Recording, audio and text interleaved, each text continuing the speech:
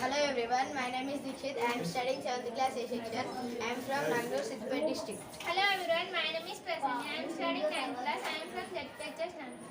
Hi everyone, my name is Aisha. I am studying 9th standard in ZPHS Nangalore from Siddipet district. Hi everyone, my name is Satvika. I am from ZPHS Nangalore. Hi everyone, my name is Vaishnavi. I am studying 8th class.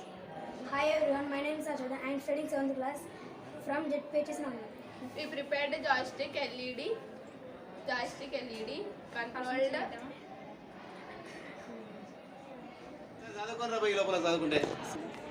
We used joystick module, LED bulbs, resistors, female to male wires, male to female wires, Arduino Uno cable, Arduino Uno.